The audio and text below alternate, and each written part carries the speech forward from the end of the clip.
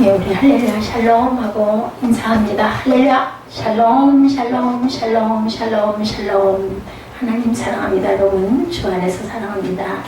너는 이 모든 일에 증인이 되라. 오늘 제목을 그렇게 잡았습니다. 누가복음 24장 46절에서 53절 중심으로 우리 1절부터 마지막 절까지 함께 합독해 봤습니다. 누가복음 24장까지 있는데 한 달에 그 수요일이 4번 기본으로 들었다고 보면 464에서 6개월 동안 열심히 달려왔는데 어느덧 누가복음이 맞춰지는, 그래서 땅끝까지 찬양도 했고 하나님의 능력이 임하시는 말씀이어서 그 능력, 믿음의 능력이라는 찬양도 한번 넣어서 같이 함께 합독해봤습니다. 4장 전체의 주석보입니다. 십자가에 죽으신 그리스도께서 사망의 권세를 깨뜨리고 부활의 능력을 입으심이 크게 강조되죠. 기독교는 구속과 부활 두 가지라고 우리가 생각하면 됩니다. 그리스도께서 십자가 사건으로 생을 마치십니다. 실망해서 제자들이 모두 다 뿔뿔이 흩어집니다. 그리고 부활 소식을 듣고 다시 예루살렘으로 모여들죠. 어디로 가든 엠마오로 가든 두 제자도 안 보여서 예수님인 줄 몰랐다가 나중에 예수님이 없어지고 나니까 깜짝 놀래가지고 깨닫죠. 예수님은 그들에게 하나님의 나라에 관해서 말씀하시고 마지막으로 14장이 승천하는 내용으로 나와 있습니다. 우리에게 커다란 희망, 소망, 그리고 기다림을 주는 장이 바로 누가복음 마지막 장 24장. 예수님의 부활 비무덤에 대해서 1절에서 12절까지 우리가 아까 읽어본 대로 나타나죠. 안식 후 첫날 새벽 미명에 지진이 나며 예수님의 시체를 넣어둔 무덤 돌문이 굴려진 사건이 일어납니다. 그때 마침 막달라 마리아를 비롯한 여인들이 향품을 가지고 주님께서 묻혀있던 무덤을 찾아오죠. 무덤에 돌문이 옮겨진 것을 보고 무덤 안에 들어가 보니 예수님의 시체가 보이지를 않습니다. 이거 조정을 조금 해보지. 귀여워서. 여인들은 누가 예수님의 시체를 훔쳐간 줄 알고 근심을 합니다. 여인들이 무덤을 찾죠. 요한복음 20장 1절에 안식 후 첫날 일찍이 아직 어두울 때 막달라 마리아가 이게 아니라 여기 스피커를 좀 고쳐보라고, 찍찍거리 이상한 소리 나니까 마리아가 무덤에 와서 소리를 조금 줄여보든지 돌이 무덤에서 옮겨진 것을 보고 돌로 막은 유대인의 무덤이 위에 예수께서 다시 속으로 비통히 여기시니 무덤에 가시니 무덤에 돌이 막혀있다라고 요한복음 11장 38절에 말씀하고 있습니다. 그래서 부활을 증거하는 천사들이 드러나 있는 모습이 4절에 나타나 있죠. 여인들이 주님의 시체가 없어진 것을 이상하게 여기며 근심하고 슬퍼할 때 천사들이 나타납니다. 여인들은 그들의 찬란한 모습을 보고 놀라서 두려움 때문에 얼굴을 땅에 댑니다. 천사들은 어째서 산자를 죽은 자 가운데 찾느냐고 여인들에게 묻죠. 5절에 천사들은 이 말을 주님께서 부활하셨다라는 의미를 가지고 있습니다. 6절에 증거합니다. 천사들은 이 여인들에게 성전에 그리스도께서 하신 말씀, 죽은 지 며칠 만에 3일 만에 부활하신다는 말씀을 상기시켜 주시는 부분이 오늘 본문 7절에 나와 있죠. 이르시되 인자가 죄인의 손에 넘겨져 십자가에 못 박히고 제3일에 다시 살아나야 하리라 하셨느니라 하는데 그들이 예수의 말씀을 기억했다 나오죠. 됐습니다. 천사의 말을 통해 여인들은 주님께서 하셨던 말씀들을 기억하고 부활을 믿습니다. 8절 9절에 증거하고 있습니다. 성도의 길을 인도하는 천사, 사도행전 8장 26절에도 주의 사자가 빌립에게 말하여 이르되 일어나서 남쪽으로 향하여 예루살렘에서 가사로 내려가는 길까지 가라 하니 그 길은 광야라 이렇게 말씀하죠. 천사들이 성도들의 길을 이렇게 인도해 주십니다. 산자에 대한 증언에 대해서 히브리서 7장 8절에도 또 여기는 죽은 자들이 10분의 1을 받으나 저기는 산다고 증거를 얻은 자가 받았느니라 이렇게 말씀하시는 부분이 있습니다.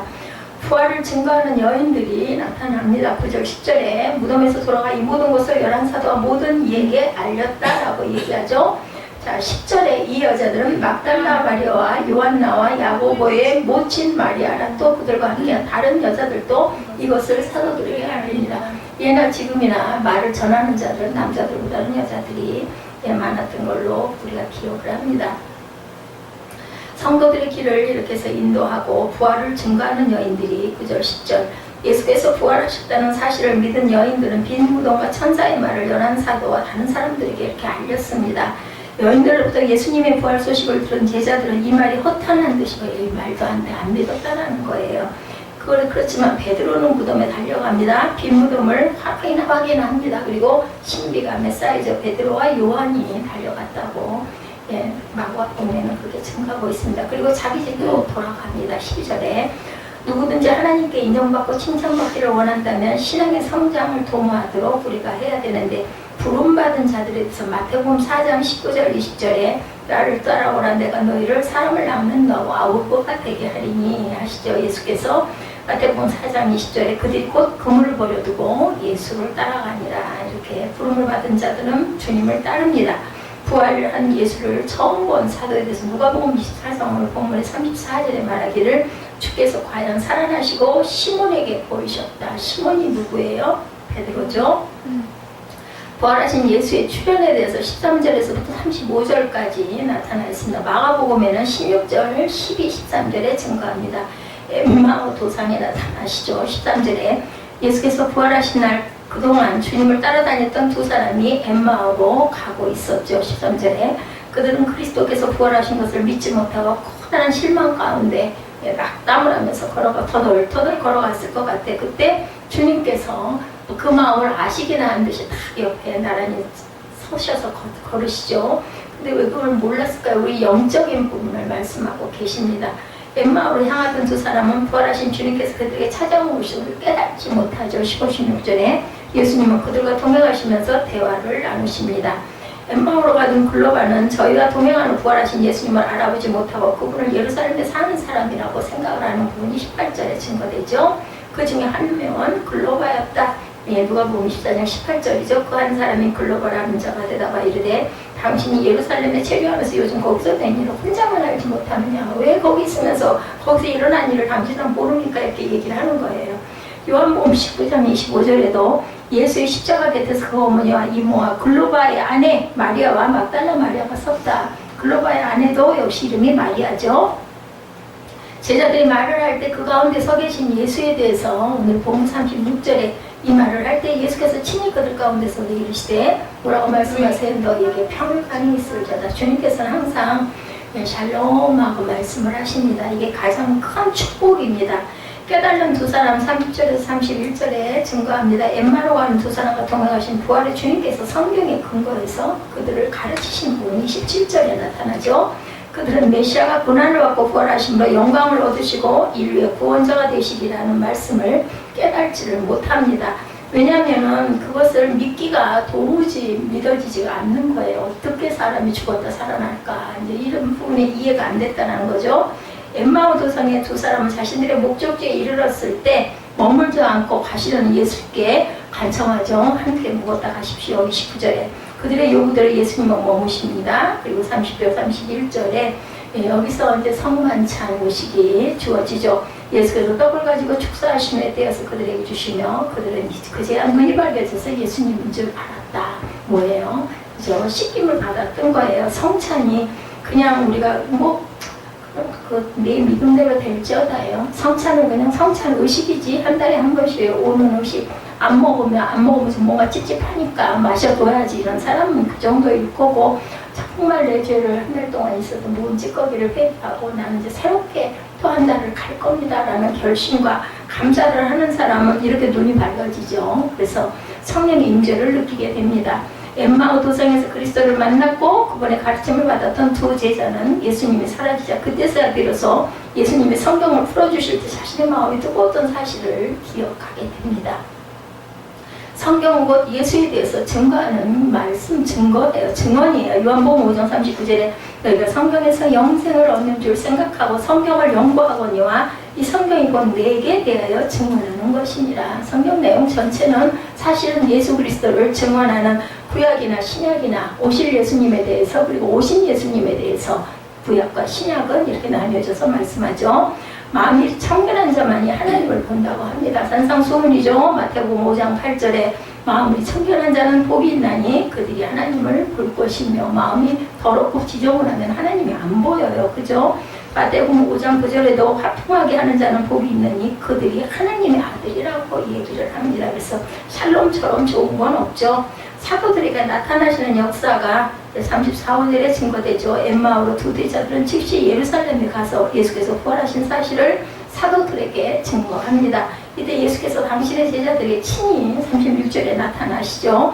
두려워하고 의심하는 제자들에게 부활하신 예수님은 먹을 것을 달라고 내가 육신으로 살아났다는 것을 증거하기 위한 하나의 징표죠. 41절에 제자들이 구운 생선 한 토막을 들이자 받으시고 그 앞에서 잡수셨다. 영은 잡수지 않잖아요. 근데 내가 육으로 다시 살아났다라는 증거를 나타냅니다. 이는 예수께서 육체로 부활하셨음을 보여주시기 위함이다. 보고도 의심을 하죠. 마태복음 28장 10절, 17절에 예수를 배우고 경배하는 아직도 의심하는 사람들이 있더라. 그럼 믿기가 어려울 거예요. 우리가 일반적으로 생각을 해도. 음식물의 요구는 육체를 지니셨음을 증거한다고. 오늘 보면 39절이죠. 내 손과 발을 보고 나인 줄 알라. 또 나를 만져보라. 영은 살과 뼈가 없으되 너희 보는 바와 같이 나는 있느니라. 그리고 내가 음식을 이렇게 먹지 않느니 너희들 믿어라 하고 생선을 달라고 하신 거죠. 50절에서 53절에 마지막 사역과 승천에 대해서 증거하죠. 성경을 해석해 주십니다. 제자들에게 나타나신 예수님은 그들에게 모세의 율법과 선지자의 글과 시편의 예수님을 가리켜 기록한 모든 것이 이루어졌음을 44절에 말씀하고 있죠. 예수님은 구약 성경을 해석하시면서 당신의 모든 사역은 구약 예언의 성취다 이렇게 말씀을 합니다. 그리스도의 고난과 영광은 구약에 흐르는 예언이었다. 고난은 이면적으로, 영광은 표면적으로 구약에 나타나 있습니다. 예수님은 당신의 이름으로 죄사함을 얻게 하는 회개가 전파되어야 한다고 47절에서 49절의 증거에서 말씀하죠.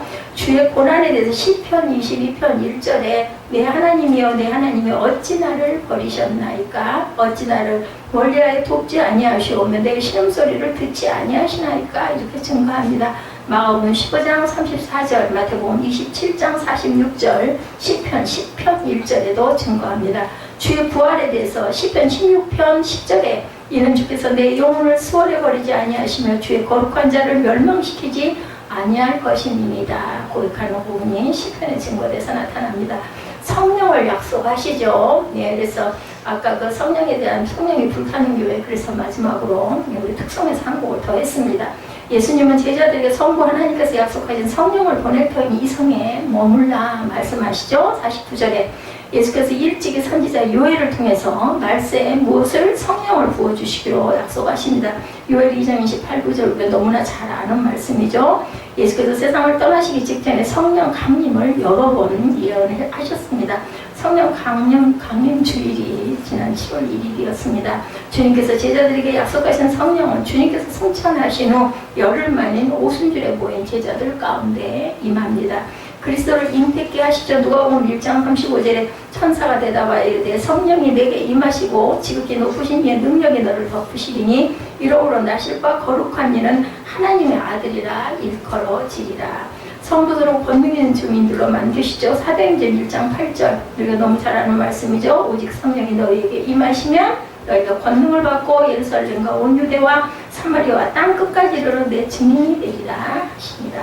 승천하시는 부분이 50절에 나타납니다. 예수님은 당신의 제자들을 데리고 베다니아까지 나가서 손을 들어 그들을 축복하시고 그냥 안 가셨어요. 축복해 주시고 하늘로 올라가셨습니다.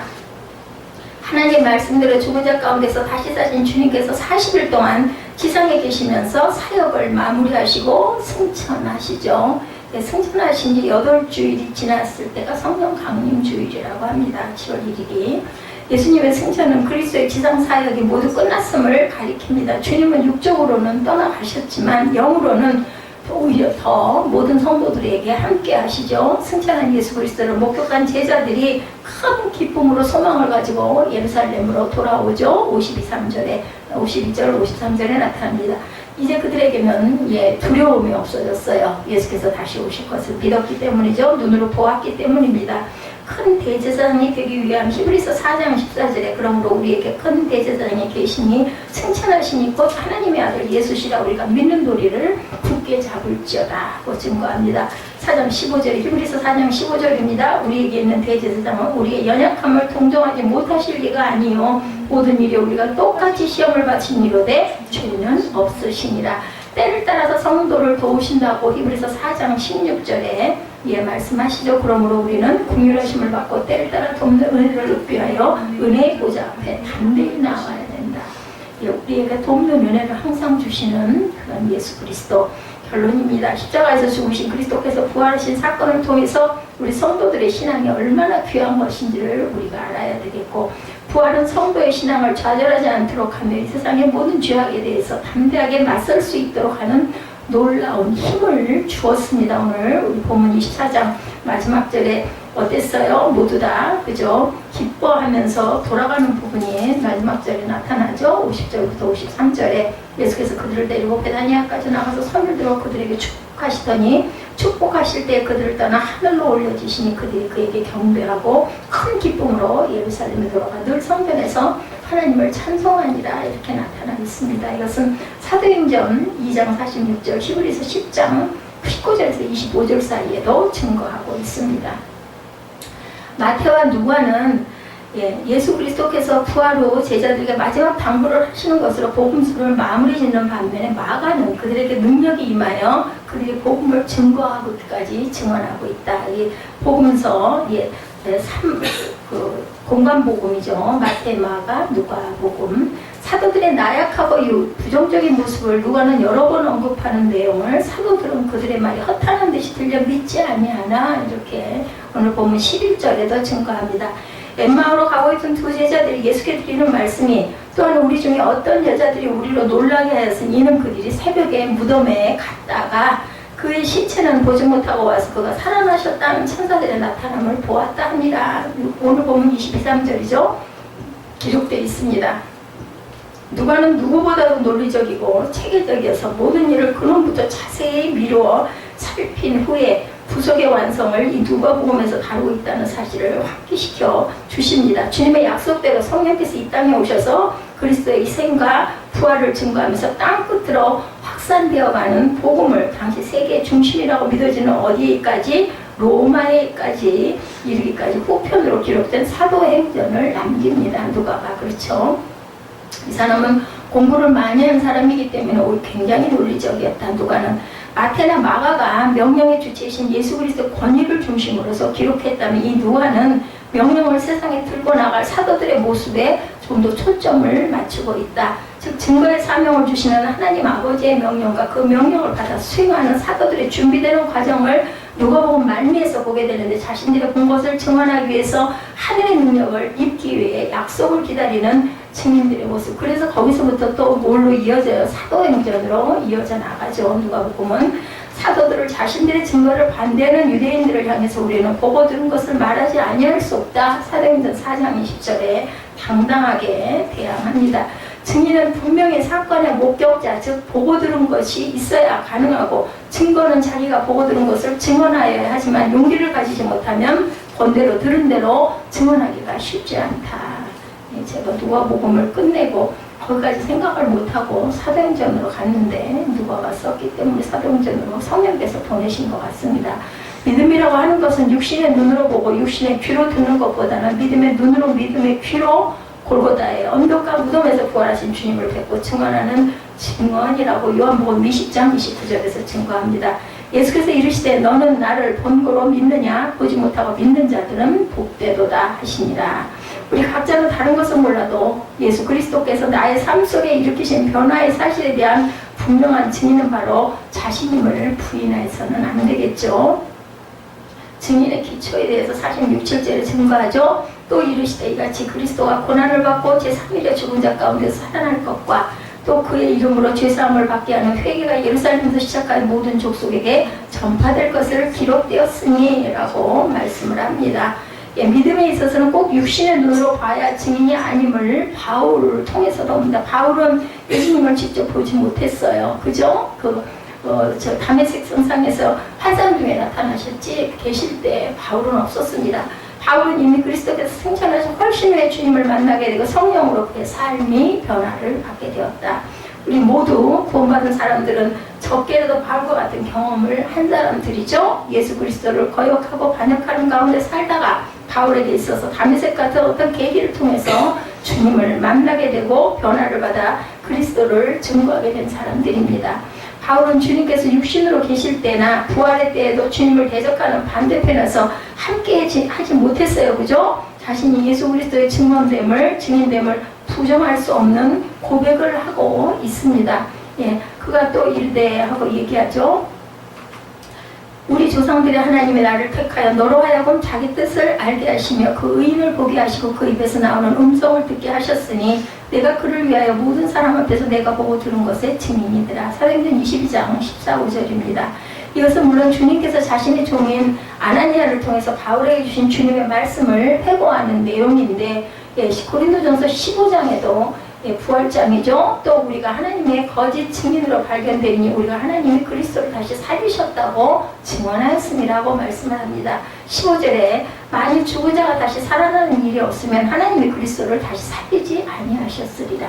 죽은 자 가운데서 살아나는 사건들이 있기 때문에 거기에 가장 우리가 가깝게 기본적으로 알 수 있는 그 예가 누구예요? 라사로의 부활입니다. 그것이 바로 예수 그리스도의 부활을 상징하죠. 오늘 우리가 증거해야 할 복음의 기초도 다르지 않습니다. 이르시되 이같이 그리스도가 고난을 받고 제3일에 죽은 자 가운데 살아날 것과 또 그의 이름으로 죄사함을 받게 하는 회개가 어디에서 시작해서 예루살렘은 어떤 상징을 하고 있어요? 교회를 상징합니다. 예루살렘에서 시작하여 모든 족속에 전파될 것이 기록되었으니 복음의 기초는 어디에서도 다를 수가 없이 똑같습니다. 어쩌면 우리가 진정한 믿음으로 하나님을 예배하고 섬긴다면 이 사실은 오늘도 주님의 날에도 그리고 계속적으로 계승되어지고 전해져 갈 것이죠. 예. 너희가 이 떡을 먹으며 이 자신을 마실 때마다 주의 죽으심을 그가 오실 때까지 전하는 것이니라. 우리 성찬 때마다 항상 우리가 귀로 듣고 입술로 시인하는 고린도전서 11장 26절의 말씀입니다.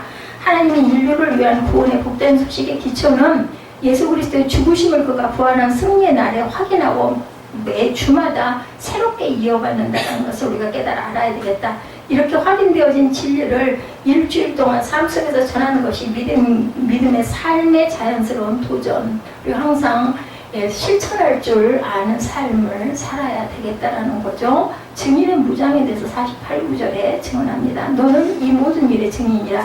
볼지어다 내가 내 아버지께서 약속하신 것을 너희에게 보내리니 너희는 위로부터 능력이 입혀질 때까지 어디에 이 성에 머물라. 교회에 머물러서 우리가 기뻐해야 된다는 말씀을 증거하고 있습니다. 증인이 바르게 증언하기 위해서는 우리는 담대한 용기가 필요하다. 그렇지 못하고 위기의식을 느낀다면 오히려 거짓된 위증을 할 수가 있죠. 부활하신 주님은 격려하십니다. 너희는 이 모든 일의 증인이라. 48절에 말씀하죠. 1세기 때도 주님을 증언하는 것이 때로는 죽음을 불러올 수 있는 상황이 되기도 했었습니다. 이런 이유 때문에 바른 증거를 하기 위해서는 반드시 주님의 제자들이 갖춰야 될 용기와 무장을 주님은 약속하시는 내용이 두 번째로 나타났는데, 오늘도 우리가 수없이 각오하고 다짐해도 되지 않는 것이 인간적으로는 불가능하기 때문에 제자들조차도 이 명령을 받고도 약속을 기다릴 수밖에 없었다. 그것은 49절이죠. 단순히 예수 그리스도께서 약속하신 것이 아니라 볼지어다 내가 내 아버지께서 약속하신 것을 너희에게 보내겠다고 말씀했어요. 성령을 보내겠다라는 거죠. 승천하시는 주님께서는 제자들을 바로 보내지 않으시고 아버지의 약속의 능력을 힘입을 것을 당부하고 계셨다. 우리가 그래서 성령을 덧입지 않으면 뭣도 할 수가 없습니다. 우리는 그냥 연약한 도구일 뿐이죠. 그것은 에베소서 6장 10절에서 18절에 나타나 있는 영적인 무장을 말씀하고 있습니다. 이것은 복음을 전하는 일이 육신에 속한 일이 아니다. 그것을 방해하는 마귀의 방해 공작으로부터 이기고 승리하기 위해서 반드시 필요한 것이다 라고 말씀하죠. 14절에서 17절에 보면 그런즉 서서 뭐로 진리로 너의 헛되를 띠고 의의 호신경을 붙이고 평안의 복음이 준비한 것으로 신을 신고. 에베소서 6장 14절에서 18절에 나타나 있죠. 모든 것 위에 믿음의 방패를 가지고 이로써 능히 악한 자의 모든 불화살을 소멸하고 구원의 투구와 성령의 검 곧 하나님의 말씀을 가지라 한 다음에 역시 18절에서는 성령 안에서 깨어 무시로 기도할 것을 당부하고 있습니다. 이러한 전신갑주를 입기 위해서 어떻게 너희는 위로부터 능력으로 입혀질 때까지 이 성에 머물라 하십니다. 성에 머물면서 뭐 잤을까요? 기도해야 하라는 것이겠죠. 하나님께서는 일을 맡기시면서 그 일을 감당할 능력을 반드시 함께 해주시는 분이라는 거. 예수님도 제자들을 두신 모아서 보내면서 뭐하고 기도하시고 보내시죠. 그런 것처럼 항상 성령의 능력이 위로부터 입혀져야 된다는 것을 우리가 알아야 되겠다. 우리는 이미 앞에서 확인했던 대로 하나님의 거룩한 약속을 순종하는 자들에게 하늘과 땅의 권세를 가진 주님께서 항상 함께 하시겠다는 약속을 하고 계시고, 이 약속은 오순절 이후 사도들을 비롯해서 주님의 백성들에게 차별 없이 주어지는 약속이라는 사실을 꼭 알고 가야 되겠습니다. 많은 시행착오는 주님의 약속을 힘입지 못하고 설치다가 겪는 경우가 대부분이고, 그것은 때와 형편이나 방법 등 여러 면에서 그렇죠. 여기서도 주님의 약속을 순종하는 제자들을 보는데 어떤 일에서나 시간 장소에도 순종이 하나님의 능력을 힘입는 유일한 비결임을 배웁니다. 하나님은 무조건 보내시지 않죠. 충분히 가능한 모든 것을 주시면서 우리를 보내시기 때문에 우리는 핑계 댈 수가 없습니다. 약한 자를 강하게 쓰시는 하나님, 요즘에 나타나 있는 사사기에도 계속 나타나고 있죠. 증인의 기다림에 대해서 50절에서 53절에 오늘 본문의 마지막으로 증거하죠. 예수께서 그들을 데리고 베다니아까지 나가서 손을 들어 그들에게 축복하시더니, 축복하실 때 그들을 떠나 하늘로 올려주시니 그들이 그에게 경배하고 큰 기쁨으로 예루살렘으로 돌아가 늘 성전에서 하나님을 찬송하니라. 주님께서 믿지 못하는 제자들에게 자신의 살아계심을 친히 보이시려고 격려하시고 확인시켜 주시고 하늘로 돌아가시기 전에 그들을 축복하시죠. 세상에서 누가 하나님 아버지께 복을 구하는 것이 주님만 한 사람이 있겠습니까? 하나님을 축복하는 것은 하나님만, 주님만 한 사람은 아무도 없어요. 그래서 그 축복이 아주 귀하죠. 세상에 두고 가시는 제자들은 물론이고 오늘 주님을 믿게 될 저와 여러분까지도 축복하신 예수 그리스도의 사랑을 요한복음 17장에서 말씀합니다. 20절이죠. 내가 비옵는 것은 이 사람들만 위함이 아니요 또 그들의 말로 말미암아 나를 믿는 사람들도 위함이니, 예수님께서 마지막 기도하시는 부분, 기도를 가르쳐주신 요한복음 17장이죠. 그 기도의 효력이 오늘 우리에게 이루어져서 우리가 주님의 진리를 순종하는 백성들이 되었다는 것, 그리고 축복하실 때 그들을 떠나 하늘로 올려주시니 그들이 그에게 경배했다. 51절 2절에 나타나죠. 주님은 그냥 하늘에 오르신 것이 아니라 올라가시면서까지 우리를 마지막으로 축복을 하셨고, 그 축복에 대한 감사의 응답이 영화로운 주님께 그들을 경배했다라고 나타납니다. 그에게 경배했다. 이제 의심하던 자들도 세 번이나 주님을 부인한 누구도 베드로도 함께 주님의 약속을 확인할 까닭에 그들은 이제 시원해져요. 마음이 아주 속 시원히 의심이 다 풀렸죠. 그래서 기뻐하며 돌아갑니다. 52절에 큰 기쁨으로 예루살렘으로 돌아가. 하나님의 약속은 우리에게 기쁨이고 소망이고, 그 약속을 지키는 자들은 당연히 그 갖고 있는 기쁨도 지속될 것이죠. 이미 49절에서 너희는 위로부터 능력으로 입혀질 때까지 이성에 머물러 하셨고, 이것을 루가는 사도행전에서 다시 확인합니다. 사도행전 1장 4절이죠. 사도와 함께 모이사 그들에게 분부하여 이르시되 예루살렘을 떠나지 말고 내게서 들은 바 아버지께서 약속하신 것을 기다리라. 모든 것이 분명해지고 약속은 온전하지만 남은 약속은 하나님께서 그들을 성령으로 무장시켜 주실 때까지 예루살렘에 머무는 것이다. 무장을 시켜주시고 나면 어떻게 해요? 예루살렘을 떠나서 어디로? 세상 가운데로 나가는 거죠. 여기서는 때와 장소가 확인되어지는데, 때는 사도들이 아직까지는 알 수 없는 것이었고, 다만 한 가지 분명한 것은 하늘로부터 능력이 입혀지는 장소가 바로 어디다? 예루살렘 성전이라는 뜻입니다. 그러나 어떤 경우에는 우리 자신의 의지가 너무 앞서서 주님의 은혜를 넘어설 수 있는 경계가 분명히 있는데, 마지막 말씀은 늘 성전에서 하나님을 찬송하니라 이렇게 끝납니다. 사도들의 순종을 기록하고 있죠. 이 약속을 해서도 우리가 일반적으로 오해하고 있는 부분을 다르게 이해해야 하는 말씀인데, 그들은 위로부터 능력이 입혀지기까지 다른 곳에 간 적이 없고 오로지 성전에서 찬송하며 약속을 기다렸다라고 나타납니다. 당시 예수 그리스도에 대한 유대교의 반응은 좋지 못했고, 그런 상황에 늘 성전에서 하나님을 찬송하니라는 자세 우리가 있는 것처럼 쉽지는 않았을 것이다. 그럼에도 불구하고 약속이 분명한 이상 주님의 제자들은 나타날 수 있는 모든 상황들을 이기며 주님의 약속을 기다렸고, 그동안의 불순종은 차후 채워지고 있었다. 이제 불순종하지 않죠. 순종합니다. 어렵게 견딘 것이 아니라 찬송하며 기뻐하며 이겨내는 모습을 누가는 믿음의 후예들인 우리에게 이렇게 마지막으로 전달해주고 있습니다.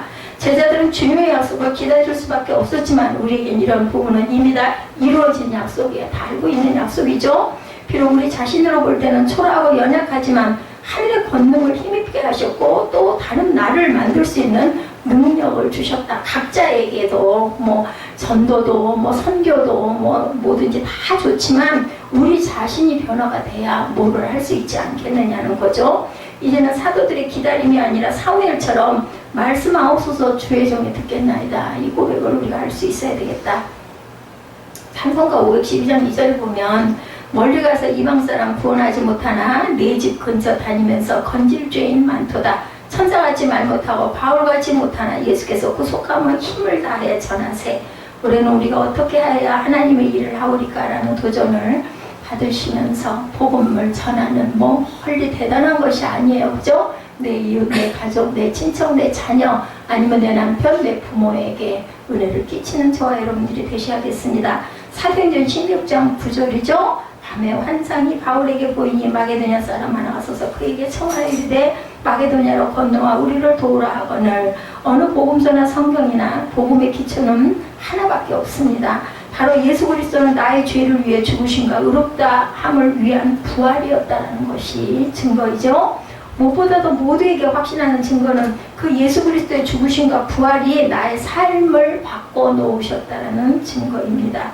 이것만은 다른 사람이 아닌 나만이 증언할 수 있는 증거다. 그죠? 내가 경험하지 못하면 누구에게도 증언할 수가 없습니다. 경험했기 때문에 증언할 수가 있죠. 예수 그리스도의 희생이 나의 삶을 바꿔놓은 것을 주변 사람들이 볼 때 소망의 이유를 물을 수 있고 거기에 대한 답변을 주는 것이 확실한 복음의 증거다. 그렇기 때문에 내가 성령을 덧입어야 되죠. 이건 내가 일어서야 됩니다. 이 복음은 사람의 지혜나 기술이나 권력이나 힘이 아닌 어디서부터 하늘로부터 입혀준 권능을 힘입어 전할 수 있는 것은 사도들이나 오늘 우리가 다루지 않고 의무나 부담 때문에 전전긍긍 하기보다는 하나님께서 기회 주실 때를 놓치지 않는 것과 때를 순종하는 것도 우리가 필요하다. 증인이 상황이나 적수를 두려워하면 다른 증언을 할 수가 없죠. 겁나고 두려우면 다른 말을 할 수가 없습니다. 오로지 하나님의 권능과 나를 변화시켜 주신 능력을 힘입고 철저히 순종한다는 선하신 구원의 도구로 역할을 감당할 수가 있다는 것을 절대 잊어버리지 말아야 되겠다. 예, 세계 2차 대전 때 일입니다. 그 유명한 그 실화, 언젠가 제가 한번 이 말씀 드리기도 했던 것 같아요. 영국 성공의 대주교였던 윌리엄 템플의 이야기 아마 들어보셨을 거예요. 이분의 이야기 대주교죠. 당시 영국 국민들은 절망과 두려움에 독일과 영국과의 전쟁 때 이제 이거 제2차 세계대전이죠. 곧 영국이 점령당할 그런 위기에 처해 있을 때였었습니다. 유럽 대륙이 독일의 손에 들어가는 가운데 영국도 독일군에게 점령당할 위기에 처해 있었죠. 그랬을 때 위스턴 처칠이 독일에게 선전포고를 합니다. 국민들은 불안감이 극도에 달해 있어요. 그때 처칠의 부탁으로 윌리엄 템플이 대국민 연설을 하죠. 라디오를 통해서 대영제국 국민 여러분, 지금은 우리가 하나님을 예배할 때입니다. 이렇게 얘기합니다. 전쟁은 큰 일입니다. 그러나 예배는 더 큰 일입니다. 만일 우리 국민이 이와 같을 때 진정 하나님을 예배할 수 있다면, 그리고 하나님을 바라보고 하나님을 우리와 함께 하심을 믿을 수 있다면 전쟁은 결코 큰 일이 아닙니다. 더 큰 일은 뭐라고요? 예배라고 말합니다. 우리가 예배하는 하나님의 도우심으로 이 전쟁을 승리할 것입니다. 주일날 영국의 모든 교회는 종을 울렸고 교회마다 예배 오르는 사람들로 인산인해를 이뤘다고 합니다. 그리고 영국은 마침내 승전국이 될 수 있었다는 간증이죠. 예배 태도가 하나님에 대한 태도라는 거. 엘리 제사장이 그 가문이 멸종이 되는 부분이 새벽 예배에 사무엘상에 나타났습니다. 왜? 엘리 제사장이 변했죠. 그 아들들이 예물을 떼먹는 그러한 몹쓸 짓을 하는 것, 그것이 바로 예배를 더럽힌 결과이죠. 그래가지고 그 가족 전체가 망하고, 그리고 나이가 20살 이후가 된 사람이 하나도 없을 정도로 그 가문 자체가 멸망하는, 대제사장이고 사사이기도 했던 마지막 그 제사장이었던 엘리 제사장이 죽는 그런 사건이 나타납니다. 이거는 뭐냐면은 예배를 소홀히 하고 예배를 더럽혔던, 영과 진리의 예배가 아니었던 거죠. 그리고 그런 척했던 거, 그리고 아들들을 너무너무 위했기 때문에 엘리 제사장은 알면서도 아들들이 그 횡포를 그대로 두었다는 거죠. 하나님께서 계속 말씀하셨습니다. 사사를 통해서 그런데도 말을 듣지 않아서 엘리 제사장을 멸망을 하고 그 뒤에 누가 사무엘이 자라서 사사가 되는 사건이 일어납니다. 1993년 10월 10일 주일날의 일입니다. 예, 서해 페리워 침몰 사고가 있었다고 그래요. 서해 위도에는 부안군 변산으로 항해하던 배가 침몰하면서 사망자가 292명, 부상자가 70명을 낸 최악의 해난 사고였다고 합니다. 1993년이에요. 사망자 중에 정부 중앙부 쪽 공무원들이 다수가 거기에 있었다고 그래요. 어떤 교회 교인도 그들과 함께 납치를 가려고 했는데 부인이 말렸다고 그러죠. 그날 세례받은 날이라 부인이 강력하게 세례받아야 되니까 당신은 가지 말아요. 그래서 이 남편이 그나마 살려고 말을 들었어요. 마지못해서 교회 갔는데 그만 그 사고가 터져서 그 배에 400명이 넘는 사람들이 다 죽어버리는 참사가 일어났다고 그러죠. 그래서 우리의 삶 속의 태도, 예배를 귀하게 여기고 하나님을 귀하게 여길 때 하나님께서는 그런 자들을 귀하게 여기시고 성령의 능력을 주신다는 것. 우리가 아무것도 변한 것이 없어도 성령의 능력이 임해지면 우리가 힘이 나고 소망이 솟고 이 제자들처럼 예루살렘을 향하던 기뻐했던 우리 마지막 절에 나왔던 것처럼 성전에서 경배하고 큰 기쁨으로 예루살렘에 돌아가서 하나님을 찬송할 수 있다는 것. 영국이 독일을 참패할 뻔했었는데 살아났던 것은 예배를 소중하게 여기고 윌리엄 템플턴의 그 대국민 연설을 통해서 많은 사람들이 교회로 달려가서 예배했던 그러한 그 기쁜 사건, 이것이 바로 하나의 실화이고 간증이라는 것. 그리고 아내 말을 듣고 주의를 지켰던 그 사람은 부사일생으로 살아나죠. 죽을 뻔했는데 이렇게 철저한 순종을 하는 저와 여러분 되시기를 주님의 이름으로 축복합니다.